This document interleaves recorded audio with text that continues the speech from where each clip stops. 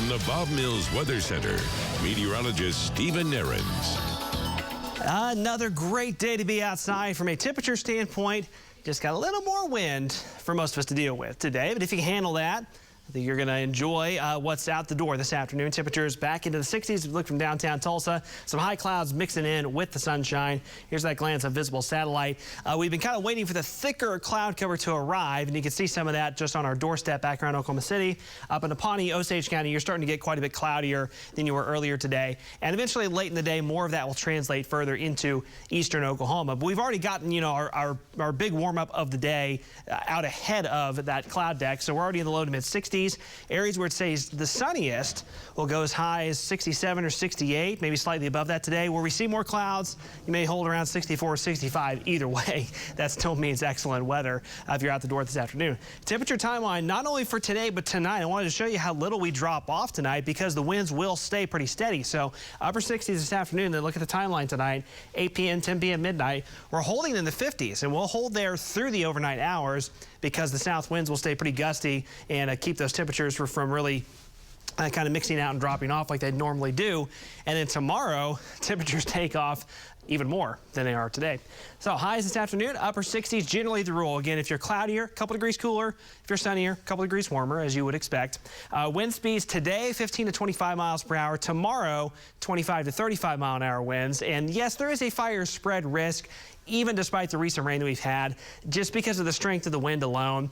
Relative humidity will be dropping fast in the afternoon hours. So tomorrow, hold off on those outdoor burns. And I would ask you to use a little caution with that over the weekend, but by the time we get to Saturday and Sunday, humidity is coming up quite a bit. Temperatures are dropping. Fire danger won't be nearly as much of a threat anymore.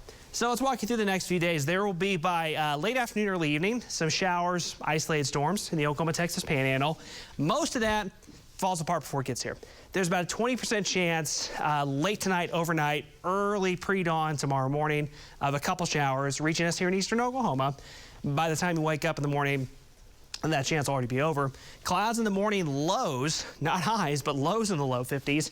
And then sunshine and highs soaring into the low 70s on Thursday with those strong south winds. Friday, kind of the same story. Again, a cool morning, but above normal. And highs Friday, once again in the low 70s. And then on Saturday, a cold front comes surging in. I don't have it painted on here, but by Saturday, north winds start to arrive and temperatures start to kind of settle back into a much more typical range for February. Highs still in the 50s Saturday afternoon, where we see a few sun breaks, but you notice by late Saturday there's little kind of pockets of moisture starting to break out here and there.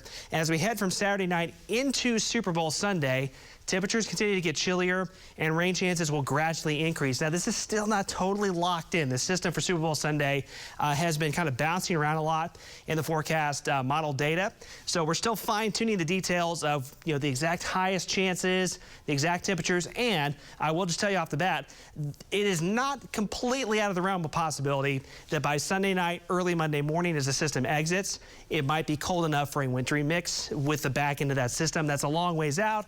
That's not locked in, but that's something we're going to keep an eye on with that Super Bowl Sunday system. But it will make for a good indoor weather to be watching the game on Super Bowl Sunday. Instead of the 70s Thursday and Friday, look at Sunday, highs, low 40s, blustery north winds. After that Super Bowl Sunday chill, though, we'll start to warm up again early next week.